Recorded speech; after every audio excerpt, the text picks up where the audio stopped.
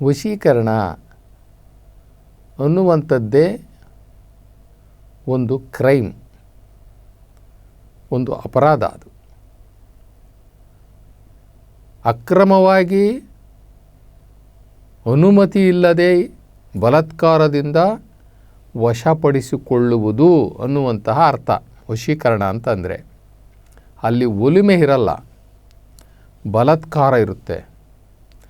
ನನಗೆ ಆ ವಸ್ತು ಬೇಕು, ಆ ವ್ಯಕ್ತಿ ಬೇಕು, ಆ ಹಣ ಬೇಕು, ಆ ಆಸ್ತಿ ಬೇಕು, ಆ ಹೆಣ್ಣು ಬೇಕು, ಆ ಮಣ್ಣು ಬೇಕು, ನಾನು ನನ್ನದಾಗಿ ಮಾಡಿಕೊಳ್ಳಬೇಕು ಅನ್ನುವಂತಹ ವಾಮ ಮಾರ್ಗದ ವಿಚಾರಗಳು ಇವೆಲ್ಲವೂ ಕೂಡ.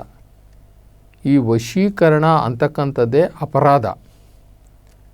ಯಾರು ಯಾವುದೇ ಟಿ ವಿಯಲ್ಲಿ ಅಥವಾ ಯಾವುದೇ ಜಾಹೀರಾತಿನಲ್ಲಿ ವಶೀಕರಣ ಅನ್ನುವಂಥದ್ದನ್ನು ಹೇಳಿದರೆ ಅದನ್ನು ಕ್ರೈಮ್ ನಾವು ತಗೋಬೇಕು. ಅಪರಾಧಗಳ ಸೆಕ್ಷನ್ ಇದೆಯಲ್ಲ, IPC, ನಮ್ಮ ಇಂಡಿಯನ್ ಪೆನಲ್ ಕೋಡು, IPCನಲ್ಲಿ ಅದನ್ನು ಅಪರಾಧ ಅಂತ ನಾವು ತಗೊಳ್ಬೇಕಾಗುತ್ತೆ. ಯಾಕೆ ಅಂತಂದರೆ ಅದು ಅಕ್ರಮ, ಅನ್ಯಾಯ ಜೊತೆಗೆ ದೌರ್ಜನ್ಯ, ದಬ್ಬಾಳಿಕೆ ಅಥವಾ ತಂತ್ರ ಕುತಂತ್ರ ವಾಮಮಾರ್ಗ. ಈ ತಂತ್ರ ಕುತಂತ್ರಗಳ ಮುಖಾಂತರ ಪಡೆಯುವಂತಹ ಬಲಪ್ರಯೋಗ ಅನ್ನೋದು ಸಹ ಅಲ್ಲಿ ಪ್ರಕಟಣೆ ಆಗುತ್ತೆ. ಆದ್ದರಿಂದ ನಾವು ಯಾವುದೋ ಒಂದು ಭೌತಿಕ ವಸ್ತುವನ್ನು ನನ್ನದಾಗಿ ಮಾಡಿಕೊಳ್ಳುವಂತಹ ಒಂದು ವ್ಯವಸ್ಥೆ ಅಥವಾ ಒಂದು ಚಮತ್ಕಾರ ಅಥವಾ ಒಂದು ದುರಾಚಾರ ಅನ್ನುವಂಥದ್ದು ಈ ವಶೀಕರಣ ಅನ್ನುವಂಥದ್ದನ್ನು ನಾವು ಅದು ಪ್ರಕಟಣೆ ಮಾಡ್ತಾಯಿದೆ ಅಂತ ತೋರಿಸ್ತಾ ಐತೆ. ಇಲ್ಲಿ ಕೆಲವರು ಈ ಬುದ್ಧಿವಂತ ಜನ ಅಥವಾ ಸ್ವಲ್ಪ ವಿದ್ಯೆಯಲ್ಲಿ, ದುರ್ವಿದ್ಯೆಯಲ್ಲಿ ಅಥವಾ ಬುದ್ಧಿಯಲ್ಲಿ ಮುಂದುವರೆದಂತಹ ಜನ ಅಂತಲೇ ಇಟ್ಕೊಳ್ಳೋಣ, ಯಾರಿಗೆ ಯಾಮಾರಿಸುವಂತಹ ಅತ್ಯಂತ ಗುಣ ಇರ್ತದೆ, ಬುದ್ಧಿವಂತಿಕೆ ಇರ್ತದೆ, ಯಾಮಾರಿಸುವಂತಹ ವಿದ್ಯೆ ಗೊತ್ತಿರ್ತದೆ, ಅಂಥವರು ದುರ್ಬಲ ಮನಸ್ಥಿತಿಯ ಜನರನ್ನು ಯಾಮಾರಿಸುವುದು ಅಂತ. ಯಾರಿಗೆ ದೇವರ ಮೇಲೆ ನಂಬಿಕೆ ಇಲ್ಲ, ದೈವ ಶಕ್ತಿಯ ಮೇಲೆ ನಂಬಿಕೆ ಇಲ್ಲ, ಯಾರು ಯಾವಾಗಲೂ ನೆಗೆಟಿವ್ ಆಗಿರ್ತಾರೆ ಅಂತ ಹೇಳ್ತಾರಲ್ಲ, ಆ ನೆಗೆಟಿವ್ ಮನಸ್ಥಿತಿಯಲ್ಲಿರ್ತಕ್ಕಂಥವ್ರು, ಅಂಥವರನ್ನು ನಾವು ದುರ್ಬಲ ಮನಸ್ಥಿತಿಯವರು ಅಂತ ಹೇಳ್ತೀವಿ. ಆ ದುರ್ಬಲ ಮನಸ್ಥಿತಿಯವರಿಗೆ ದೇವರ ಬಗ್ಗೆ ಏನೂ ಗೊತ್ತಿರಲ್ಲ. ಒಂದು ದೈವಶಕ್ತಿ ಅಂತ ಇದೆ, ಆ ದೈವಶಕ್ತಿಯ ಮುಂದೆ ಏನೂ ನಡೆಯೋಲ್ಲ, ಯಾರ ಆಟವೂ ನಡೆಯಲ್ಲ. ಅದೊಂದೇ ನಿಜವಾದಂತಹ ಶಕ್ತಿ, ಈ ಜಗತ್ತು ನಿರ್ಮಾಣ ಮಾಡಿರ್ತಕ್ಕಂಥ ಶಕ್ತಿ. ಈ ಜಗತ್ತಲ್ಲಿ ಒಂದು ಹುಲ್ಲು ಕಡ್ಡಿ ಹಲ್ಲಾಡಬೇಕಾದ್ರೂ ಕೂಡ ಆ ಶಕ್ತಿನೇ ಬೇಕು ಅನ್ನುವಂಥದ್ದನ್ನು ಯಾರು ಬಲವಾಗಿ ನಂಬಿರ್ತಾರೋ ಅಂಥವರು ಇಂತಹ ವಾಮಾಚಾರಗಳು ಅಥವಾ ಈ ವಶಪಡಿಸಿಕೊಳ್ಳುವಂಥದ್ದು, ಈ ವಶೀಕರಣ ಮಾಡಿಕೊಳ್ಳುವಂತಹ ವಿದ್ಯೆಗಳು ಅವು ಯಾರೂ ಕೂಡ ನಂಬೋದಿಲ್ಲ. ಯಾರಿಗೆ ದೇವರ ಮೇಲೆ ನಂಬಿಕೆ ಇರ್ತದೆ ಅಂಥವ್ರು ಯಾಮಾರಲ್ಲ. ಆದರೆ ಎಲ್ಲರೂ ಆ ಮಟ್ಟಿಗೆ ಬೆಳೆದಿಲ್ವಲ್ಲ. ಕಷ್ಟ, ಜೀವನದಲ್ಲಿ ಏನೋ ಕಷ್ಟಗಳು ಬಂದ್ಬಿಡ್ತದೆ, ಅದನ್ನು ಇನ್ನೊಬ್ಬರ ಹತ್ರ ಹೇಳ್ಕೊಳ್ಳಿಕ್ಕೆ ಸಾಧ್ಯ ಆಗೋದಿಲ್ಲ. ಹಣಕಾಸಿನ ಸಮಸ್ಯೆ ಬಂದ್ಬಿಡ್ತದೆ, ವಿಪರೀತ ಯಾವುದೋ ಏನೋ ಒಂದು ಮಾಡಲಿಕ್ಕೆ ಹೋಗ್ತೀವಿ, ಅದು ಏರುಪೇರು ಆಗಿಬಿಡ್ತದೆ, ಸರಿಯಾದ ಪ್ಲ್ಯಾನ್ ಇರೋದಿಲ್ಲ, ಸರಿಯಾದ ಗೈಡೆನ್ಸ್ ಇರೋದಿಲ್ಲ, ಸರಿಯಾದ ನಾಲೆಡ್ಜ್ ಇರೋದಿಲ್ಲ. ಅದ್ರ ಬಗ್ಗೆ ಕೈ ಹಾಕ್ಬಿಡ್ತೀವಿ, ಸುಟ್ಕೊಂಡ್ಬಿಡ್ತೀವಿ, ಕೈ ಸುಟ್ಕೊಂಡ್ಬಿಡ್ತೀವಿ, ಲಾಸ್ ಮಾಡ್ಕೊಂಡ್ಬಿಟ್ಟಿರ್ತೀವಿ, ಸಾಲ ಮಾಡಿಬಿಟ್ಟಿರ್ತೀವಿ, ಅಲ್ಲಿ ಇಲ್ಲಿ ತಂದು ಹಾಕ್ಬಿಟ್ಟಿರ್ತೀವಿ. ದುರಾದೃಷ್ಟ, ಅಲ್ಲಿ ನಮಗೆ ಲಾಸ್ ಆಗಿಬಿಡ್ತು. ಲಾಸ್ ಆದಮೇಲೆ ನಾವು ಸ್ವಲ್ಪ ತಡ್ಕೊಳ್ಬೇಕಾಗುತ್ತೆ. ಅದಕ್ಕೆ ಪರಿಹಾರ ಕೊಡುವಂತಹ ಒಬ್ಬ ಇದ್ದಾನೆ, ಆ ಪರಮಾತ್ಮ ನಿರಾಕಾರ ಶಿವ ಒಬ್ಬ ಇದ್ದಾನೆ. ಅವನಿಗೆ ನಾವು ಮೊರೆ ಹೋಗೋದಿಲ್ಲ. ನಮಗೆ ತಕ್ಷಣ ನಮಗೆ ನೆನಪು ಬರೋದೇನಪ್ಪ ಅಂತಂದರೆ ಶಾಸ್ತ್ರಿಗಳು, ಶಾಸ್ತ್ರ ಹೇಳುವಂಥವ್ರು, ಯಾರು ನಮಗೆ ಯಂತ್ರ ಮಾಡಿಕೊಡ್ತಾರೆ, ನನಗೆ ಯಾರು ಬಳೆ ಮಾಡಿಕೊಡ್ತಾರೆ, ಯಾರು ನನಗೆ ನಿಂಬೆಹಣ್ಣು ಮಂತ್ರಿಸ್ಕೊಡ್ತಾರೆ, ಯಾರು ನನಗೆ ಕುಂಬಳಕಾಯಿ ಮಂತ್ರಿಸ್ಕೊಡ್ತಾರೆ. ಈ ರೀತಿ ನಮಗೆ ಆಲೋಚನೆಗಳು ಬರ್ತದೆ. ನಮಗೆ ತಕ್ಷಣ ಪರಿಹಾರ ಬೇಕು. ನಾವು ಅಲ್ಲಿವರೆಗೂ ದೇವರೊಬ್ಬ ಇದ್ದಾನೆ, ಅವನಿದ್ದಾನಪ್ಪ, ಅವನ್ನ ನಂಬೋಣ, ಅವನಿಗೊಂದಿಷ್ಟು ನಾವು ಧ್ಯಾನ ಮಾಡೋಣ, ಪೂಜೆ ಮಾಡೋಣ, ಅವನ್ನ ಪ್ರಾರ್ಥನೆ ಮಾಡೋಣ. ಅಪ್ಪ ನನಗೆ ಹಿಂಗೆ ಲಾಸ್ ಆಗೋಗ್ಬಿಡ್ತು, ನನಗೆ ಗೊತ್ತಿದ್ದಲೋ ನಾನು ಹ್ಯಾಮಾರ್ಬಿಟ್ಟಿದ್ದೀನಿ, ಇಷ್ಟು ಲಾಸ್, ನೀನೇ ದಾರಿ ತೋರಿಸ್ಬೇಕಪ್ಪ, ಈ ಲಾಸಿಗೆ ನೀನೇ ದಾರಿ ತೋರಿಸ್ಬೇಕು, ಮತ್ತೆ ನನ್ನನ್ನು ಈ ಒಂದು ಲಾಭದಲ್ಲಿ ನಾನು ಇಡಬೇಕು, ಮತ್ತೆ ನನ್ನ ಮನುಷ್ಯನನ್ನಾಗಿ ಮಾಡಬೇಕು, ನಾನು ತುಂಬ ಸಾಲಗಾರನಾಗ್ಬಿಟ್ಟಿದ್ದೀನಿ ಅನ್ನುವಂತಹ ಈ ಆಲೋಚನೆ ಮಾಡೋದಿಲ್ಲ. ಅವನೇನು ಮಾಡ್ತಾನೆ, ಯಾರೋ ಒಂದು ಹೇಳಿದ್ರು ಅಂತ ಉಂಗುರ ಕೊಂಡ್ಕೊಂಡು ಉಂಗುರ ಹಾಕ್ಕೊಳಕ್ಕೆ ಹೋಗ್ತಾನೆ, ಆ ಬಳೆ ಹಾಕ್ಕೊಳಕ್ಕೆ ಹೋಗ್ತಾನೆ. ಯಾರು ಹೇಳಿದ್ರು ಅಂದ್ಬಿಟ್ಟು ವಾಚ್ ಕಟ್ಕೊಳಕ್ಕೆ ಹೋಗಿ, ಈ ವಾಚ್ ನಿನಗೆ ಟೈಮ್ ಸರಿ ಇರಲಿಲ್ಲ, ಈ ವಾಚ್ ಕಟ್ಕೊಂಡ್ರೆ ನಿನಗೆ ಟೈಮ್ ಸರಿ ಆಗ್ಬಿಡ್ತದೆ. ನಾನು ಮೊನ್ನೆ ಒಂದು ಟಿ ವಿ ನೋಡ್ತಾ ಇದ್ದೆ, ಒಬ್ಬ ಜ್ಯೋತಿಷಿದವ್ರು ಹೇಳ್ತಾಯಿದ್ರು, ಪಾಪ ನೋಡಪ್ಪ ನೀನು ಎಲ್ಲ ಹೇಳಿದ್ದೆಲ್ಲ ಸಮಸ್ಯೆ ನನಗೆ ಗೊತ್ತಾಯಿತು, ನೀನು ತುಂಬ ಕಷ್ಟದಲ್ಲಿದ್ದೀಯಾ, ನೀನು ತುಂಬ ದುಡ್ಡನ್ನು ನಷ್ಟ ಮಾಡ್ಕೊಂಡಿದ್ದೀಯಾ, ಆದರೆ ನೀವೆಲ್ಲದಕ್ಕೂ ಕಾರಣ ನಿನ್ನ ಜೊತೆಯಲ್ಲಿ ಒಬ್ಬ ನಿಮ್ಮ ಸ್ನೇಹಿತ ಇದ್ದಾನೆ, ಅವನು ನಿನ್ನ ಅಭಿವೃದ್ಧಿಯನ್ನು ನೋಡಿ ಸಹಿಸ್ಕೊಳಕ್ಕಾಗ್ದಲೇ ಅವನು ಅಸೂಯೆ ಪಟ್ಕೊಂಡು ಬಿಟ್ಟಿದ್ದಾನೆ.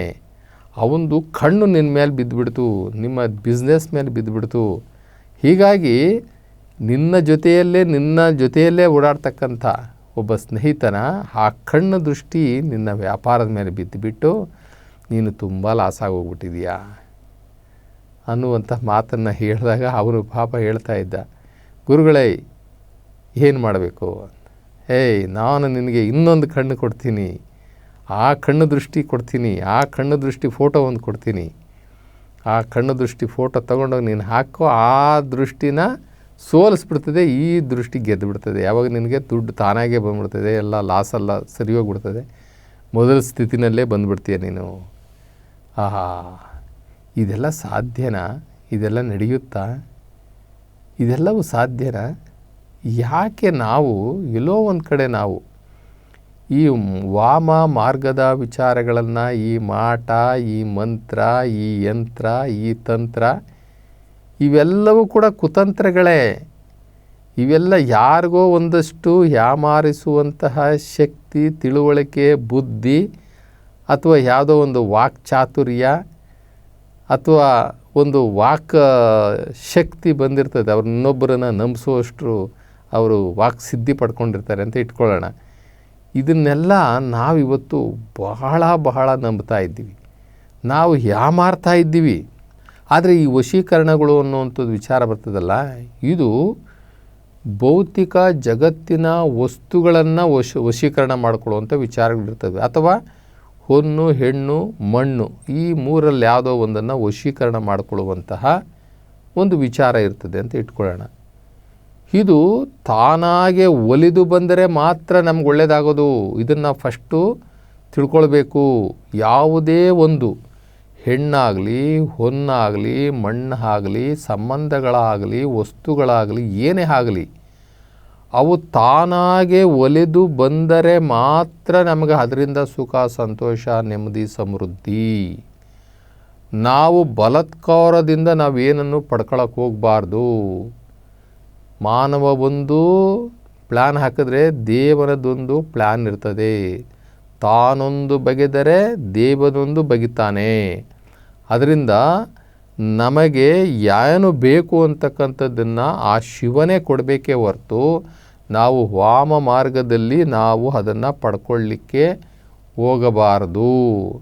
ನಮಗೆ ಒಲಿದು ಬಂದಿದ್ದು ಶಿವನ ಪ್ರಸಾದ.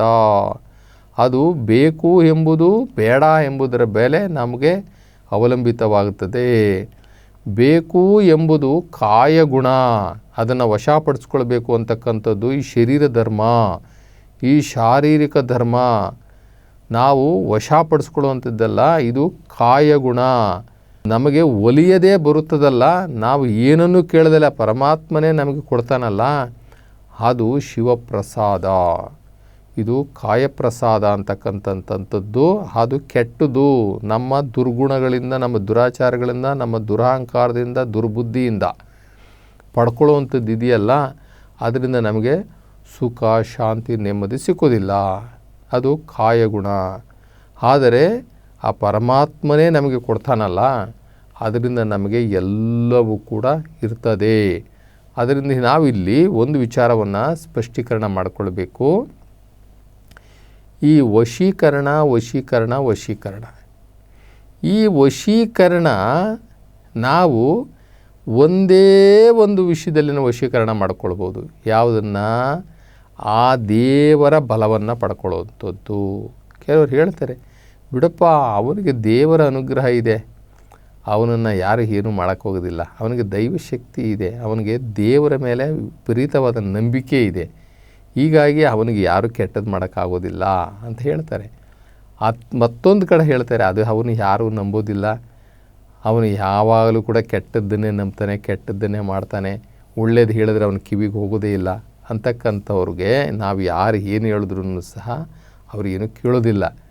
ಆದ್ದರಿಂದ ನಾವು ಈ ವಾಮಾಚಾರಗಳನ್ನು ಮತ್ತು ಈ ವಶೀಕರಣ ವಿದ್ಯೆಗಳನ್ನು ಎಷ್ಟು ನಂಬುತ್ತೀವೋ ಅಷ್ಟೂ ಕೂಡ ನಾವು ದೇವರಿಂದ ದೂರ ಆಗ್ತೀವಿ, ದೇವರ ನಿಯಮಗಳಿಂದ ದೂರ ಆಗ್ತೀವಿ ಅನ್ನೋದನ್ನು ನಾವು ಮರಿಬಾರ್ದು. ಅಷ್ಟನ್ನು ನಾವು ದೇವ್ರ ಮೇಲೆ ನಂಬೋಣ. ಯಾರೋ ಮಾಡಿಕೊಳ್ಳುವಂಥ ಒಂದು ಯಂತ್ರದ ಮೇಲೆ ಅಷ್ಟೊಂದು ನಮಗೆ ನಂಬಿಕೆ ಇದೆ ಅಂತಂತಂದರೆ, ಆ ಯಂತ್ರಕ್ಕೆ ಉಪಯೋಗಿಸಕ್ಕಂಥ ತಾಯ್ತ ಇದೆಯಲ್ಲ, ಆ ಮೆಟಲ್ ಇದೆಯಲ್ಲ, ಅದನ್ನು ಯಾರು ಮಾಡಿದ್ದು? ಅದನ್ನು ಇವ್ರು ತಯಾರು ಮಾಡಿದ್ರಾ? ಅಲ್ವಾ? ಆ ಯಂತ್ರಕ್ಕೆ ಏನೇನು ಸಾಮಾನು ಹಾಕ್ತಾನೋ ಆ ಸಾಮಾನುಗಳೆಲ್ಲ ಯಾರು ತಯಾರು ಮಾಡಿದ್ದು? ನಿಂಬೆಹಣ್ಣು ಮಂತ್ರಿಸ್ಕೊಡ್ತಾರೆ. ನಿಂಬೆಹಣ್ಣು ಯಾರು ಮಾಡಿದ್ದು? ಆ ಮಂತ್ರವಾದಿ ನಿಂಬೆಹಣ್ಣು ಮಾಡಿದ್ನ? ಕುಂಬಳಕಾಯಿ ಮಂತ್ರಿಸ್ಕೊಡ್ತಾರೆ. ಕುಂಬಳಕಾಯಿನ ಇವರು ತಯಾರು ಮಾಡಿದ್ರ? ಈ ನಿಂಬೆಹಣ್ಣನ್ನು ಈ ಕುಂಬಳಕಾಯಿನ ಬಳ್ಳಿಯಲ್ಲಿ ಬಿಡೋ ರೀತಿಯಲ್ಲಿ ಮಾಡಿದ್ದು ಯಾರು? ಅಲ್ವಾ? ನಾವು ಎಲ್ಲ ಪ್ರಯತ್ನ ಪಟ್ಟರೆ ಒಂದು ನಿಂಬೆಹಣ್ಣನ್ನು ನಾವು ತಯಾರು ಮಾಡೋಕ್ಕಾಗುತ್ತಾ? ಈ ಮನುಷ್ಯ ಇಷ್ಟೆಲ್ಲ ಬುದ್ಧಿವಂತನಾಗಿದ್ದಾನೆ, ಚಂದ್ರಲೋಕದಿಂದ ಎಲ್ಲ ಲೋಕಕ್ಕೂ ಹೋಗಿ ಬಂದವನಲ್ಲ, ಒಂದು ನಿಂಬೆಹಣ್ಣು ತಯಾರು ಮಾಡಲಿ ನೋಡೋಣ. ಒಂದು ಸಾಸಿವೆನ ತಯಾರು ಮಾಡಲಿ, ಯಾವ್ದಾರ ಒಂದು ಪ್ರಯೋಗಾಲಯದಲ್ಲೋ ಅಥವಾ ಒಂದು ಕಾರ್ಖಾನೆಯಲ್ಲೋ ತಯಾರು ಮಾಡಲಿ. ದೇವರು ನಮಗಿಂತ ಮೊದಲು ಈ ಭೂಮಿಯನ್ನು ಸೃಷ್ಟಿ ಮಾಡಿದಾಗ ಅಲ್ಲಿ ಇಟ್ಟಿದ್ದಂತಹ ಬೀಜಗಳು, ಬಿತ್ತನೆ ಬೀಜಗಳು, ಆಹಾರ ಪದಾರ್ಥಗಳು ಏನಿದಾವೋ ಅವು ಅಷ್ಟು ಬಿಟ್ಟರೆ ಮನುಷ್ಯ ಇಷ್ಟೆಲ್ಲ ಇವನು ಈ ವೈದಿಕದಲ್ಲಿ ಮುಂದುವರೆದಿದ್ದಾನೆ, ಆಧ್ಯಾತ್ಮಿಕದಲ್ಲಿ ಮುಂದುವರೆದಿದ್ದಾನೆ, ಸೈನ್ಸಲ್ಲಿ ಮುಂದುವರೆದಿದ್ದಾನೆ. ಇವತ್ತು ಯಾವ ಲೆವೆಲಿಗೆ ಬಂದವನೇ ಅಂತಂತಂದರೆ ಆರ್ಟಿಫಿಷಿಯಲ್ ಇಂಟೆಲಿಜೆನ್ಸಿವರೆಗೂ ಬಂದಿದ್ದಾನೆ. ಅಂದರೆ ಬುದ್ಧಿಮತ್ತೆ ಅನ್ನುವಂತಹ ಒಂದು ವಿದ್ಯೆಯನ್ನು ಕೂಡ ಇವತ್ತು ತರ್ತಾ ಇದ್ದಾರೆ. ಆ ಕೃತಕ ಬುದ್ಧಿಮತ್ತೆಯನ್ನು ನಾವು ತರ್ತಾ ಇದ್ರೂ ಸಹ ಇವೆಲ್ಲವನ್ನು ಉಪಯೋಗಿಸ್ಕೊಂಡು ಒಂದೇ ಒಂದು ಸಾಸಿವೆನ ಇವರು ತಯಾರು ಮಾಡಲಿ, ಯಾವುದಾದ್ರೂ ಪ್ರಯೋಗಾಲಯದಲ್ಲೋ ಅಥವಾ ಒಂದು ಫ್ಯಾಕ್ಟ್ರಿನಲ್ಲೋ ತಯಾರು ಮಾಡಲಿ ನೋಡೋಣ. ಒಂದು ಬಿತ್ತನೆ ಬೀಜವನ್ನು, ಒಂದು ರಾಗಿಯನ್ನು ತಯಾರು ಮಾಡಲಿ, ಒಂದು ಜೋಳವನ್ನು ತಯಾರು ಮಾಡಲಿ, ಆಗುತ್ತಾ? ಒಂದು ಹಣ್ಣನ್ನು ತಯಾರು ಮಾಡಲಿ, ಆಗುತ್ತಾ? ಯಾವುದು ತಯಾರು ಮಾಡಲಿಕ್ಕಾಗೋದಿಲ್ಲ. ದೇವರು ತಯಾರು ಮಾಡಿರ್ತಕ್ಕಂಥ ಒಂದು ನಿಂಬೆಹಣ್ಣಲ್ಲಿ ಇವನು ಶಕ್ತಿಯನ್ನು ತುಂಬಲಿಕ್ಕೆ ಸಾಧ್ಯ ಆಗುತ್ತಾ? ಬೇಡ. ಅದರಲ್ಲಿರ್ತಕ್ಕಂಥ ಹುಳಿನ ಸಿಹಿ ಮಾಡಲಿ ನೋಡೋಣ, ಇವ್ರ ಶಕ್ತಿ ಇದ್ದರೆ. ಇವರು ಆ ನಿಂಬೆಹಣ್ಣಲ್ಲಿ ಇರ್ತಕ್ಕಂಥ ಹುಳಿ ಇದೆಯಲ್ಲ, ಇವರ ಶಕ್ತಿಯನ್ನೆಲ್ಲ ಅದಕ್ಕೆ ತುಂಬಿ ಆ ಸ್ಪಾಟಲ್ಲಿ ಅವರು ಸಿಹಿ ಆಗೋ ಥರ ಮಾಡಲಿ ನೋಡೋಣ. ಇವೆಲ್ಲವೂ ಕೂಡ ದುರ್ಬಲ ಮನಸ್ಥಿತಿಯ ವ್ಯಕ್ತಿಗಳನ್ನು ಪ್ರಬಲ ಮನಸ್ಥಿತಿಯ ವ್ಯಕ್ತಿಗಳು ಯಾಮಾರಿಸುವಂಥದ್ದು. ಇದೊಂದು ಕುತಂತ್ರ ವಿದ್ಯೆ ಅಂತಲೇ ಸಹ ನಾವು ಹೇಳ್ಬೋದು. ಇದ್ದಿರಬಹುದು.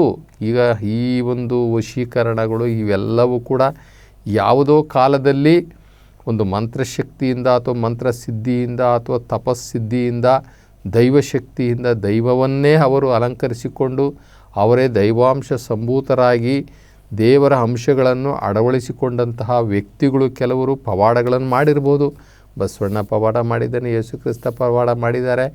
ಅನೇಕ ಋಷಿಮುನಿಗಳು ಈ ಬಂದಂತಹ ಅನೇಕ ದಾರ್ಶನಿಕರು ದೈವಶಕ್ತಿಯನ್ನು ಯಾರು ಕರಗತ ಮಾಡಿಕೊಂಡಿದ್ರು ಅವರು ಸಮಾಜದ ಉದ್ಧಾರಕ್ಕೋಸ್ಕರ, ಸಮಾಜದಲ್ಲಿ ಒಂದು ಶಾಂತಿಯನ್ನು ನೆಲೆಸಲಿಕ್ಕೋಸ್ಕರ ಅವರು ಅಂತಹ ದೈವಿಕ ಶಕ್ತಿಯನ್ನು ಅವರು ಬಳಸ್ಕೊಂಡಿದ್ರೆ ಹೊರತು ಅವರು ಯಾರೂ ಕೂಡ ವಾಮ ಮಾರ್ಗದಲ್ಲಿ ಇಂತಹ ವಾಮಾಚಾರಗಳನ್ನಾಗಲಿ ವಶೀಕರಣ ಆಗಲಿ ಮಾಡಿಲ್ಲ.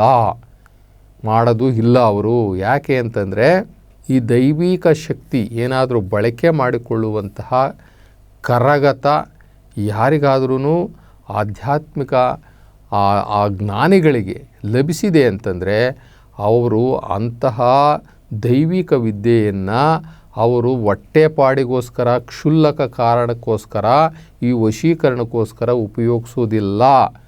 ಉಪಯೋಗಿಸೋರು ಜ್ಞಾನಿಗಳಲ್ಲ. ಜ್ಞಾನವಂತರು ಯಾರೂ ಕೂಡ ತಮ್ಮ ಜ್ಞಾನವನ್ನು ವಾಮ ಮಾರ್ಗಕ್ಕೆ ಉಪಯೋಗಿಸೋದಿಲ್ಲ.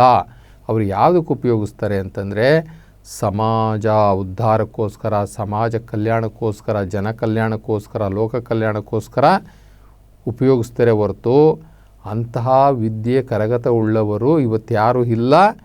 ಅವರು ಯಾರನ್ನು ಕೂಡ ನಾವು ಕೆಟ್ಟ ಮಾರ್ಗದಲ್ಲಿ ಉಪಯೋಗಿಸ್ಕೊಳ್ಳೋಕ್ಕಾಗೋದಿಲ್ಲ. ಯಾರು ಅಲ್ಪಜ್ಞಾನಿಗಳಿದ್ದಾರೆ, ಯಾರು ದುಡಿದು ತಿನ್ನಲಿಕ್ಕಾಗೋದಿಲ್ಲ, ಯಾರು ಯಾರನ್ನು ಯಾಮಾರಿಸಿ ನಾವು ಜೀವನ ಮಾಡಬೇಕು ಅನ್ನುವಂಥದ್ದು ಇರ್ತಾರೆ, ಅಂತಹ ಕುತಂತ್ರ ಗುರುಗಳು ಅಥವಾ ಅಂಥ ಕುತಂತ್ರ ವಿದ್ಯೆ ಇರ್ತಕ್ಕಂಥವ್ರು ಈ ವಶೀಕರಣ, ಈ ವಶ್ಯ ಅನ್ನುವಂಥದ್ದನ್ನು ಕೆಲವರು ಉಪಯೋಗಿಸ್ತಾರೆ. ಆದರೆ ಅವ್ರು ಏನೇ ಆದ್ರೂ ಕೂಡ ಈ ಭೌತಿಕ ವಸ್ತುಗಳನ್ನು ಆಕರ್ಷಣೆ ಮಾಡ್ತೀವಿ. ಇವಾಗೊಂದು ಉದಾಹರಣೆಗೆ ಒಬ್ಬ ಹುಡುಗ ಇರ್ತಾನೆ, ಆ ಹುಡುಗ ಹೋಗ್ಬಿಟ್ಟು ಗುರುಗಳೇ ನಾನೊಂದು ಹುಡುಗಿನ ಪ್ರೀತಿ ಮಾಡಿದ್ದೀನಿ, ಆ ಹುಡುಗಿ ನನ್ನವಳು ಆಗಬೇಕು, ಎಷ್ಟು ಕೊಡಬೇಕು ಹೇಳಿ, ವಶೀಕರಣ ಆಗಬೇಕು. ಅವಾಗ ಗುರುಗಳು ಹೇಳಿ ನೀನೇನೂ ಯೋಚನೆ ಮಾಡಬೇಡ ಮಗನೇ, ಆ ಹುಡುಗಿ ನಿನ್ನವಳಾಗಬೇಕು ಅಷ್ಟೇ ತಾನೇ, ಕೊಡು ದುಡ್ಡು ಒಂದಷ್ಟು, ನಾನು ಒಂದಷ್ಟು ಕುಂಬಳಕಾಯಿ ಮಾಡಿಕೊಡ್ತೀನಿ, ಒಂದಷ್ಟು ಯಂತ್ರಗಳನ್ನ ಕೊಡ್ತೀನಿ, ಅದನ್ನು ನೀನು ತೊಗೊಂಡೋಗಿ ನೀವು ಪೂಜೆ ಮಾಡಿ ಮನೆಯಲ್ಲಿ, ಆ ಹುಡುಗಿ ನಿನ್ನವಳಾಗ್ತಾಳೆ. ಇದು ಸಾಧ್ಯನಾ? ಇದು ಕಾನೂನಲ್ಲಿಯೂ ಕೂಡ ದೋಷನೇ, ಆಧ್ಯಾತ್ಮಿಕದಲ್ಲೂ ಕೂಡ ಇದು ದೋಷನೇ. ಇದು ಇನ್ನೊಂದು ಮಹಿಳೆಯನ್ನು ಅಥವಾ ಇನ್ನೊಂದು ಹೆಣ್ಣು ಮಗಳನ್ನು ನಾನು ಬಲಾತ್ಕಾರವಾಗಿ ನಿನ್ನವಳಾಗಿ ಮಾಡಿಕೊಡ್ತೀನಿ ಅನ್ನುವಂಥದ್ದು ಇದೆಯಲ್ಲ, ಇದು ಅಪರಾಧ ಕೃತ್ಯ. ಈ ಅಪರಾಧ ಕೃತ್ಯ ಈಗ ನಾವು ನಿಮ್ಗೆ ಹೇಳಿಬಿಟ್ರೆ, ಹೇ ನೀನು ಆ ಹುಡುಗಿನ ಮದುವೆ ಮಾಡ್ಕೊಳ್ತೀಯಾ, ನೀನಾಗ್ಬಿಟ್ಟಿದೆಯಾ, ಬಿಡು ನಿನ್ಗೆ ಏನಾರ ಮಾಡ್ತೀನಿ, ನಿನ್ಗೆ ಸಪೋರ್ಟ್ ಕೊಟ್ಬಿಡು, ನಿನ್ಗೆ ಸಪೋರ್ಟ್ ಹುಡುಗಿನ ಹೊತ್ಕೊಂಡು ಹೋಗ್ಬಿಡು ಅಂತ ಹೇಳೋದೂ ಕೂಡ ಅಪರಾಧನೇ, ಇದು ಬಲಾತ್ಕಾರನೇ. ಅದರಿಂದ ನಮ್ಮ ಶರಣರು ಈ ವಶೀಕರಣ ಅನ್ನುವಂತಹ ವಿಚಾರ ಬಂದಾಗ ಬಸವಣ್ಣನವರು ಒಂದು ವಚನ ನನಗೆ ನೆನಪು ಬರ್ತದೆ. ಬಸವಣ್ಣನವರು ಈ ವಶೀಕರಣ, ಈ ವಾಮಮಾರ್ಗ ಅನ್ನುವಂಥದ್ದನ್ನು ಕೆಲವು ವಚನಗಳಲ್ಲಿ ಅಲ್ಲಲ್ಲೇ ಉಲ್ಲೇಖ ಮಾಡ್ತಾರೆ. ಅವರಂತೂ ಈ ವಾಮಮಾರ್ಗವನ್ನು, ಈ ತಾಯಿತಗಳನ್ನು ಮಂತ್ರಿಸಿ ಕೊಡುವಂಥದ್ದನ್ನು ಇವ್ಯಾವನ್ನು ಕೂಡ ನಮ್ಮ ಶರಣರು ಎಲ್ಲೂ ಕೂಡ ಒಪ್ಪೋದಿಲ್ಲ. ಇನ್ನು ನಮ್ಮ ಶರಣರು ಈ ದಿನ ಚೆನ್ನಾಗಿಲ್ಲ, ಆ ದಿನ ಚೆನ್ನಾಗಿಲ್ಲ, ರಾವು ಕಾಲ, ಗುಳಿಯ ಕಾಲ, ಯಮಗಂಡ ಕಾಲ, ಆಷಾಢ ಮಾಸ, ಇವು ಯಾವನ್ನೂ ಕೂಡ ನಮ್ಮ ಶರಣರು ಒಪ್ಪೋದಿಲ್ಲ.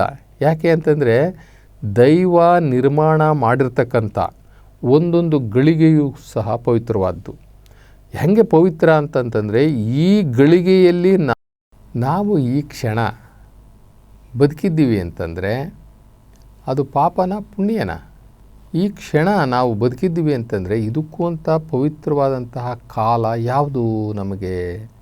ಯಾಕೆ ಅಂದರೆ ನಾನು ಉಸಿರಾಡ್ತಾ ಇದ್ದೀನಿ, ನಾನು ಈ ಕ್ಷಣದಲ್ಲಿ ಬದುಕಿದ್ದೀನಿ, ಇದು ನನಗೆ ಪವಿತ್ರವಾದಂತಹ ಕ್ಷಣ. ಇದು ಯಾಕೆ ನಾನು ಬದುಕಿದ್ದೀನಿ? ನಾನು ಬದುಕಿರೋದಕ್ಕೂ ಅಂತ ಹೆಚ್ಚುಗಾರಿಕೆ ಏನಿದೆ? ನಾನು ಬದುಕಿರುವಂತಹ ಈ ಒಂದು ಪವಿತ್ರ ಕಾಲ, ಈ ಪುಣ್ಯಕಾಲವನ್ನು, ಈ ಕಾಲ ಸರಿ ಇಲ್ಲ, ಇದು ಯಮಗಂಡ ಕಾಲ, ಇದು ರಾವು ಕಾಲ, ಇದು ಗುಳಿಗೆಯ ಕಾಲ, ಇದು ಕೆಟ್ಟ ಕಾಲ ಅಂದರೆ ನಾನು ಕೆಟ್ಟ ಕಾಲದಲ್ಲಿ ಬದುಕಿದ್ದೀನ? ಅಂದರೆ ನಾನು ಬದುಕಿರೋ ಅಂಥದ್ದೇ ಕೆಟ್ಟದ? ನೋಡಿ, ಎಷ್ಟು ನಾವು ಈ ಪರಮಾತ್ಮ ನಿರಾಕಾರ ಶಿವ ನಿರ್ಮಾಣ ಮಾಡಿರ್ತಕ್ಕಂಥ ಈ ಜಗತ್ತಲ್ಲಿ ನಾವು ತಪ್ಪು ಹುಡುಕ್ತೀವಿ ಅಂತಂದರೆ ನಾವು ಅಷ್ಟೊಂದು ಬುದ್ಧಿವಂತರ? ಏನು ದೇವರು ಮಾಡಿರ್ತಕ್ಕಂಥ, ದೇವರು ನಿರ್ಮಾಣ ಮಾಡಿರ್ತಕ್ಕಂಥ ಡೇ ಆ್ಯಂಡ್ ನೈಟು, ದಿನ ಮತ್ತು ಹಗಲಲ್ಲಿ ನಾವು ದೋಷ ಹುಡುಕ್ತೀವಿ ಅಂತಂದರೆ ಮಾನವನಿಗೆ ಅಷ್ಟೊಂದು ಶಕ್ತಿ ಇದೆಯಾ? ದೇವರು ಮಾಡಿರುವಂತಹ ಈ ಜೀವ ಜಗತ್ತಿನಲ್ಲಿ, ಈ ಬ್ರಹ್ಮಾಂಡದಲ್ಲಿ, ಈ ಸೃಷ್ಟಿಯ ರಹಸ್ಯದಲ್ಲಿ ನಾವು ತಪ್ಪುಗಳನ್ನು ಹುಡುಕುವಷ್ಟು ಲೆವೆಲ್ಗೆ ನಮ್ಮ ಬುದ್ಧಿಶಕ್ತಿ ಇದೆಯಾ? ಆದ್ದರಿಂದ ಬಂಧುಗಳೇ, ನಮ್ಮ ಶರಣರು ಹೇಳ್ತಾರೆ, ಇವ್ಯಾವು ನಂಬೇಡಿ. ನೀವು ಪರಮಾತ್ಮನನ್ನು ವಶಪಡಿಸ್ಕೊಳ್ಬೇಕಾದ್ರೆ, ನೀವು ಆ ಪರಮಾತ್ಮ ಶಿವನನ್ನು ವಶಪಡಿಸ್ಕೊಳ್ಳೋದ್ರ ಬಗ್ಗೆ ನಿಮ್ಮ ಹೋರಾಟ ಇರಲಿ, ನಿಮ್ಮ ನಿಮ್ಮ ನಾಡಿ ಮಿಡಿತ ಇರಲಿ, ನಿಮ್ಮ ಸಂಕಲ್ಪ ಇರಲಿ, ನಿಮ್ಮ ಎಲ್ಲ ಪ್ರಯತ್ನಗಳು, ನಿಮ್ಮ ಆಧ್ಯಾತ್ಮಿಕ ಪ್ರಯತ್ನಗಳು ನಿಮ್ಮ ಆತ್ಮೋದ್ಧಾರದ ಕಡೆ ಇರಲಿ, ಆ ಪರಮಾತ್ಮನನ್ನು ನೀವು ಪಡ್ಕೊಳ್ಳೋದ್ರ ಕಡೆ ಇರಲಿ. ಒಂದು ಕಡೆ ಬಸವಣ್ಣರು ಹೇಳ್ತಾರೆ, ವಶ್ಯವ ಬಲ್ಲೆ ಎಂಬಿರಯ್ಯ, ಈ ವಶೀಕರಣವ ಬಲ್ಲೆ ಎಂಬಿರಯ್ಯ, ಬುದ್ಧಿಯ ನರಿಯದ ಮನುಜರು ಕೇಳಿರಯ್ಯ. ಇವು ವಶ್ಯವ ಬಲ್ಲೆವೆಂದು ಹೇಳುವಿರಲ್ಲವಯ್ಯ, ಬುದ್ಧಿಯ ನರಿಯದ ಮನುಜರು ಕೇಳಿರಯ್ಯ. ಈ ವಶೀಕರಣ ಯಾವುದೆಂದು ನಾವು ಹೇಳ್ತೀವಿ ಕೇಳಿ. ಏ ಮರುಳು ಮಾನವರೇ, ವಶ್ಯ ಅನ್ನುವಂಥದ್ದು ವಶೀಕರಣ ಅಂಥದ್ದು ನಿಮಗೆ ಗೊತ್ತಿಲ್ಲ. ಮರುಳು ಮಾನವರ, ವಶೀಕರಣ ಯಾವುದು ಅನ್ನುವಂಥದ್ದನ್ನು ನಾನು ಹೇಳ್ತೀನಿ ಕೇಳ್ರಿ ಅಂತ ಹೇಳಿ ಬಸವಣ್ಣವ್ರು ಹೇಳ್ತಾರೆ. ಎಲೆ ಗಾವಿಲ ಮನುಜರಿರ, ಏ ಗಾವಿಲ ಮನುಜರಿರ. ಯಾವುದು ವಶೀಕರಣ ಅಂತಂದರೆ, ಓ ನಮ ಶಿವಾಯ ಅನ್ನುವಂತಹ ಮಂತ್ರ ಇದೆಯಲ್ಲ, ಓ ನಮ ಶಿವಾಯ ಮಂತ್ರವನ್ನು ನೀವು ಸಿದ್ಧಿ ಪಡ್ಕೊಂಡಿದ್ದರೆ, ಓ ನಮ ಶಿವಾಯದ ಮಂತ್ರ ಸಿದ್ಧಿ ನಿಮಗಾಗಿದ್ದರೆ, ಆ ಓಂ ನಮ ಶಿವಾಯ ಮಂತ್ರ ಸಿದ್ಧಿಯ ಸಹಾಯದಿಂದ ಆ ಶಕ್ತಿಯಿಂದ ನೀವು ಒಬ್ಬಿಬ್ಬರನ್ನಲ್ಲ, ಇಡೀ ಜನವನ್ನೇ ನೀವು ವಶೀಕರಣ ಮಾಡ್ಕೊಳ್ತೀರಾ. ಸರ್ವಜನ ವಶ್ಯ ಕೂಡಲ ಸಂಗಮ ದೇವ ಅಂತಾರೆ. ನೀವು ಇಡೀ ಜಗತ್ತನ್ನೇ ವಶೀಕರಣ ಮಾಡ್ಕೊಳ್ತೀರಾ, ಸರ್ವ ಜನವನ್ನೇ ವಶೀಕರಣ ಮಾಡ್ಕೊಳ್ತೀರಾ. ನೀವು ಯಾರೋ ಒಬ್ಬಿಬ್ಬರನ್ನಲ್ಲ, ಯಾವುದೋ ಒಂದು ಹುಡುಗನೋ ಹುಡುಗಿನೋ, ಯಾರ್ದೋ ಒಂದು ಹೆಣ್ಣೋ ಒಂದೋ ಮಣ್ಣೋ ಭೌತಿಕ ಜಗತ್ತಿನ ವಸ್ತುಗಳಲ್ಲಪ್ಪ. ಈ ಓಂ ನಮ ಶಿವಾಯ ಅನ್ನುವಂತಹ ಈ ಮೂಲ ಮಂತ್ರ, ಈ ಬೀಜಾಕ್ಷರ ಮಂತ್ರ ಇದೆಯಲ್ಲ, ಈ ಬೀಜಾಕ್ಷರದ ಮಂತ್ರವನ್ನು ಫಸ್ಟ್ ವಶೀಕರಣ ಮಾಡಿಕೋ, ಅದನ್ನು ಸಿದ್ಧಿ ಪಡ್ಕೋ. ಆ ವಶೀಕರಣ ಮಾಡ್ಕೊಂಡ ಮೇಲೆ ನೀನು ನೋಡು, ಒಬ್ಬಿಬ್ಬರೇನು ಇಡೀ ನಿನ್ನ ಸರ್ವ ಜನ ಸರ್ವ ಜಗತ್ತೇ ನಿನಗೆ ವಶೀಕರಣ ಆಗುತ್ತೆ. ಎಷ್ಟು ಚೆನ್ನಾಗಿದೆಯಲ್ವಾ. ಅದರಿಂದ ವಶೀಕರಣ ಅಂತಕ್ಕಂಥದ್ದು ಅದು ಕ್ರಿಮಿನಲ್ಲು, ಅದು ಕ್ರೈಮು. ಸಕಲ ಕಷ್ಟಗಳನ್ನು ದೂರ ಮಾಡಿಕೊಳ್ಳಲು ಯಾವುದಾದರೂ ಸುಲಭ ಮಂತ್ರ ಹೇಳುವಿರಾ? ಮಾನವನಿಗೆ ಕಷ್ಟಗಳು ಅನೇಕ. ಅವನು 3 ವಿಧವಾದಂತಹ ಕಷ್ಟಗಳನ್ನು ಅವನು ಜೀವನದಲ್ಲಿ ಅನುಭವಿಸ್ತಾ ಇರ್ತಾನೆ. ಅವನು ಹಿಂದಿನ ಜನ್ಮದಲ್ಲಿ ಮಾಡಿರ್ತಕ್ಕಂಥ ಪ್ರಾರಬ್ಧ ಕರ್ಮ, ಆಗಾಮಿ ಕರ್ಮ ಮತ್ತು ಈ ಯುಗದಲ್ಲಿ ಈ ಜನ್ಮದಲ್ಲಿ ಮಾಡುವಂಥದ್ದು, ಇವೆಲ್ಲವೂ ಕೂಡ ಅವನ ಒಂದು ಸ್ಥಿತಿಗತಿಯಲ್ಲಿ ಅವನು ಅನುಭವಿಸಲೇಬೇಕು. ಈ ಸಂಚಿತ ಕರ್ಮ, ಪ್ರಾರಬ್ಧ ಕರ್ಮ ಮತ್ತು ಆಗಾಮಿ ಕರ್ಮ, ಈ 3 ಕರ್ಮಗಳು ಅವನನ್ನು ಬಾಧಿಸ್ತಾನೆ ಇರ್ತದೆ. ಅದನ್ನು ಅನುಭವಿಸಲೇಬೇಕು ಅವನು. ಅದರಿಂದ ಅವನು ತಪ್ಪಿಸ್ಕೊಳ್ಳೋಕ್ಕಾಗೋದೇ ಇಲ್ಲ. ಯಾಕೆ ಅಂತಂದರೆ ಇದು ಕರ್ಮ ಸಿದ್ಧಾಂತ. ಕರ್ಮ ಸಿದ್ಧಾಂತವನ್ನು ಕೆಲವರು ಒಪ್ಪೋದಿಲ್ಲ.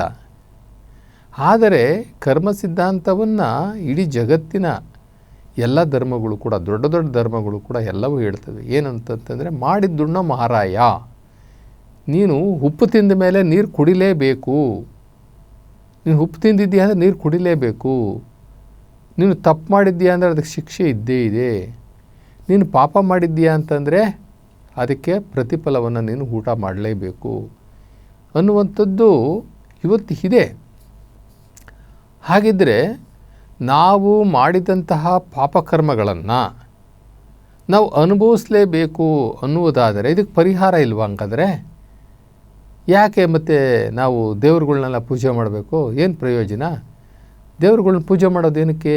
ಧ್ಯಾನ ಮಾಡೋದೇನಕ್ಕೆ? ನಮ್ಮ ಕಷ್ಟಗಳು ದೂರ ಆಗಲಿ ಅಂತ. ಹಂಗಾರೆ ನಾವು ಕಷ್ಟ ಅನುಭವಿಸಲೇಬೇಕು. ನಿನ್ನ ಹಿಂದಿನ ಜನ್ಮದ ಪಾಪ ಅಥವಾ ಈ ಜನ್ಮದಲ್ಲಿ ಮಾಡಿರ್ತಕ್ಕಂಥ ಪಾಪಗಳಿಗೆ ನೀನು ಕಷ್ಟಗಳನ್ನ ಅನುಭವಿಸಲೇಬೇಕು ಅನ್ನೋದಾದರೆ ನಾವು ಯಾವ ದೇವರುಗಳಿಗೆ ಯಾವ ಪೂಜೆ ಪುರಸ್ಕಾರ ಧ್ಯಾನ ಇದೆಲ್ಲ ಮಾಡಿ ಏನು ಪ್ರಯೋಜನ ಅನ್ನುವಂಥದ್ದು ಅಲ್ವರ. ಇದು ಪರಿಹಾರ ಇದೆ. ನಾವು ಮಾಡಿದಂತಹ ಪಾಪಗಳಿಗೆ ಪರಿಹಾರ ಇದೆ. ಪರಿಹಾರ ಯಾರು ಕೊಡೋದು? ಮಾನವರು ಯಾರೂ ಕೊಡಲಿಕ್ಕಾಗೋದಿಲ್ಲ ಅದಕ್ಕೆ ಪರಿಹಾರ. ಯಾಕೆ ಅಂತಂದರೆ ಪಾಪಗಳು ನಾವು ಮೇಲ್ನೋಟಕ್ಕೆ ಎಲ್ಲೂ ಕೂಡ ನಮಗೆ ಕಾಣಿಸ್ತಾ ಇಲ್ಲ ಅದಕ್ಕೆ ಪರಿಹಾರ ಹುಡ್ಕೋದಕ್ಕೆ. ಅಥವಾ ಕಾಯಿಲೆಗಳಲ್ಲ ಅವು, ನಾಡಿ ಹಿಡಿದು ನೋಡಿ ಅಥವಾ ಸ್ಪೆಥಸ್ಕೋಪ್ ಇಟ್ಟು ನೋಡಿ ಅಥವಾ ಯಾವುದೋ ಪ್ರಯೋಗಾಲಯದಲ್ಲಿ ತೊಗೊಂಡೋಗಿ ಮಾಡಿ ಪರಿಹಾರ ಕೊಡಲಿಕ್ಕೆ ಆಗೋದಿಲ್ಲ. ನಾವು ಮಾಡಿದ ಪಾಪಕರ್ಮಗಳು ಎಲ್ಲಿದ್ದಾವೆ? ನಮ್ಮ ಸೂಕ್ಷ್ಮ ಶರೀರ ಮತ್ತು ಕಾರಣ ಶರೀರದಲ್ಲಿದ್ದಾವೆ. ಆತ್ಮದಲ್ಲಿ ಬರೆಯಲ್ಪಟ್ಟಿದೆ, ಆತ್ಮ ಮತ್ತು ಮನಸ್ಸು. ಇದು ನಮ್ಮ DNA ಕೂಡ ಅದು ರಿಫ್ಲೆಕ್ಟ್ ಆಗುತ್ತೆ. ಆ ಪಾಪಕರ್ಮಗಳನ್ನ ಅನುಭವಿಸ್ಬೇಕಲ್ಲ, ಅಲ್ಲಿಂದ ಇಲ್ಲಿಗೆ ನಮ್ಮ ದೇಹದ DNA ಟ್ರಾನ್ಸ್ಫರ್ಮ್ ಆಗುತ್ತೆ. ಆ DNA ಮುದ್ರಿತ ಆದ ಮೇಲೆ ಅದರ ಪ್ರಕಾರವಾಗಿ ನಮ್ಮ ರುಜಿನಗಳು ಕರ್ಮಗಳು ಅವು ನಮಗೆ ಎದುರಾಗುವಂತಹ ದುರ್ಘಟನೆಗಳು ಇವೆಲ್ಲವೂ ಕೂಡ ಅಲ್ಲಿಂದ ಪ್ರಕಟಣೆ ಆಗ್ತಾ ಹೋಗ್ತವೆ. ಹಾಗಿದ್ದಾಗ ನಾವು ಯಾವ ರೀತಿ ಇವುಗಳಿಂದ ನಾವು ತಪ್ಪಿಸಿಕೊಳ್ಳಬಹುದು ಅಂತ ಅನ್ನುವುದಾದರೆ, ನಮಗೆ ಯಾರು ಶಿವನಿಗೆ ಶರಣಾಗ್ತಾರೆ, ಯಾರು ಶಿವನಿಗೆ ತನ್ನನ್ನೇ ತಾನೇ ಬಲಿಹಾರಿಯಾಗಿ ಮಾಡಿಕೊಳ್ತಾರೆ, ಯಾರು ಶಿವನಿಗೆ ಆತ್ಮಾರ್ಪಣೆ ಮಾಡಿಕೊಂಡು ಸಂಪೂರ್ಣವಾಗಿ ಶಿವನಿಗೆ ಶರಣಾಗತಿಯನ್ನು ಯಾರು ಹೊಂದುತ್ತಾರೋ ಅವರು ಶಿವನಿಂದ ರಕ್ಷಣೆಯನ್ನು ಪಡಿತಾರೆ. ಅವರ ಪಾಪ ಕರ್ಮಗಳಿಂದ ಅವರು ತಪ್ಪಿಸಿಕೊಳ್ತಾರೆ. ಆ ಪಾಪಕರ್ಮಗಳು ಅವರನ್ನು ಬಾಧಿಸಿದರೂ ಸಹ ಯಾವುದೇ ಪ್ರಾಣಹಾನಿ ಮಾನಹಾನಿ ಆಗದಂತೆ ಅವು ಬಹಳ ಸುಲಭನಾಗಿ ಆ ಕಷ್ಟಗಳು ಬೆಣ್ಣೆ ಕರಗಿದಂತೆ ಕರಗೋಗ್ಬಿಡ್ತವೆ. ಯಾವಾಗ? ಶಿವನ ಆ ಪರಮಾತ್ಮ ಶಿವನ ಅನುಗ್ರಹ ಇದ್ದಾಗ ಎದುರಾಗ್ತವೆ. ಎದುರಾದ್ರೂ ಕೂಡ ನಮ್ಮ ಮಾನ ಮತ್ತು ನಮ್ಮ ಪ್ರಾಣಕ್ಕೆ ಯಾವುದೇ ರೀತಿಯ ಅಪಾಯ ಆಗೋದಿಲ್ಲ. ಆಕ್ಸಿಡೆಂಟ್ ಆಗುತ್ತೆ, ಸಾಯಲೇಬೇಕಾಗಿರ್ತದೆ, ಅವರು ಸಾಯೋದಿಲ್ಲ. ಮೊನ್ನೆ ಇತ್ತೀಚೆಗೆ ಒಂದು ದುರ್ಘಟನೆ ನಡೀತು. ಒಂದು ವಿಮಾನದಲ್ಲಿದ್ದಂಥವ್ರು ಎಲ್ಲರೂ ಸುಟ್ಟು ಕರಕಲಾಗಿ ಹೋಗವ್ರೆ. ಆದರೆ ಒಬ್ಬನೇ ಒಬ್ಬ ಆ ದುರಂತದಿಂದ ಏನೂ ಆಗಿಲ್ವೇನೋ ಅನ್ನುವ ರೀತಿಯಲ್ಲಿ ಪಾರಾಗಿದ್ದಾನೆ. ಇದು ಪವಾಡ.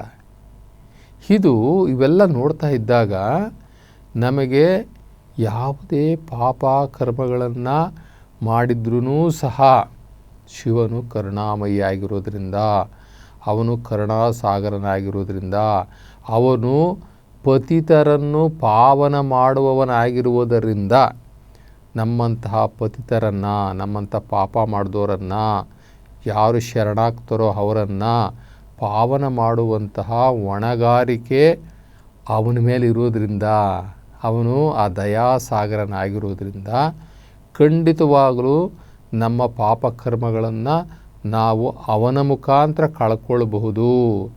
ಇಲ್ಲಿ ಬಸವಣ್ಣನವರು ಇದಕ್ಕೆಲ್ಲ ಒಂದು ಸುಲಭ ಮಂತ್ರ ಇದೆಯಾ, ಒಂದು ಸುಲಭ ಮಾರ್ಗ ಇದೆಯಾ ಅನ್ನುವಂಥದ್ದು.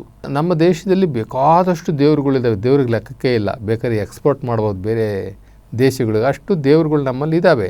ಆದರೆ ಅವೆಲ್ಲ ದೇವರುಗಳೆಲ್ಲ ದೇವತೆಗಳು. ಆ ದೇವತೆಗಳಿಗೆ ನಾವು ಗುಡಿ ಕಟ್ಟಿ ಅವರೇ ದೇವರು ಅಂತ ಹೇಳ್ಬಿಟ್ಟು ನಾವು ಪೂಜೆ ಮಾಡ್ತಾಯಿದ್ವಿ, ಅದು ಬೇರೆ ಮಾತು. ಆದರೆ ದೇವನು ಒಬ್ಬನೇ. ದೇವತೆಗಳು ಅನೇಕ ಇರ್ಬೋದು, ಅವೆಲ್ಲ ಗುಡಿ ಕಟ್ಟಿ ನಾವು ಬೆಳಗ್ಗೆಯಿಂದ ಸಾಯಂಕಾಲವರೆಗೂ ಅವ್ರಿಗೆ ಎಲ್ಲ ಪೂಜೆ ಪುರಸ್ಕಾರಗಳು ಮಾಡ್ಬೋದು, ಅದು ಅವರವ್ರ ಇಷ್ಟ. ಆದರೆ ದೇವ ಅನ್ನೋನು ಒಬ್ಬನೇ, ಸೃಷ್ಟಿಕರ್ತ ಅನ್ನೋನು ಒಬ್ಬನೇ. ಅವನಿಗೆ ಒಂದೇ ಮಂತ್ರ ಇರುವಂಥದ್ದು, ಒಂದೇ ಮಂತ್ರ, ಓಂ ನಮಃ ಶಿವಾಯ ಅಂತಕ್ಕಂಥದ್ದು ಒಂದೇ ಮಂತ್ರ. ಆದರೆ ನಾವು ಮಾನವರು ಸೃಷ್ಟಿ ಮಾಡಿಕೊಂಡಿರ್ತಕ್ಕಂಥ ದೇವರುಗಳಿಗೆ ಅನೇಕ ಮಂತ್ರಗಳಿದ್ದಾವೆ. ಒಂದೊಂದು ದೇವ್ರಿಗೂ ಒಂದೊಂದು ಮಂತ್ರಗಳಿದ್ದಾವೆ, ಒಂದೊಂದು ಶ್ಲೋಕ ಇಟ್ಕೊಂಡಿದ್ದಾರೆ. ಬೆಳಗ್ಗೆ ಎದ್ದು ಸುಪ್ರಭಾತಗಳು ಇವೆಲ್ಲವೂ ಕೂಡ ಇದ್ದಾವೆ. ಸುಪ್ರಭಾತಗಳಂತೂ ಬಿಡಿ ವಿಭಿನ್ನವಾಗಿದ್ದಾವೆ. ಆದರೆ ಏಕೈಕನಾದ ಆ ಶಿವನಿಗೆ, ಆ ಶಿವ ಪರಮಾತ್ಮನಿಗೆ ಇರ್ತಕ್ಕಂಥ ಒಂದೇ ಒಂದು ಮಂತ್ರ ಅಂತಂದರೆ ಓಂ ನಮಃ ಶಿವಾಯ. ಆ ಬಸವಣ್ಣವರು ಒಂದು ವಚನದಲ್ಲಿ ತುಂಬ ಚೆನ್ನಾಗಿ ಹೇಳ್ತಾರೆ, ಭವಬಂಧನ ದುರಿತಂಗಳ ಗೆಲುವಡೆ ಓಂ ನಮಃ ಶಿವಾಯ ಶರಣೆಂದರೆ ಸಾಲದೆ. ಭವಬಂಧನ ದುರಿತಂಗಳ ಗೆಲುವಡೆ ಓಂ ನಮಃ ಶಿವಾಯ ಶರಣೆಂದರೆ ಸಾಲದೆ.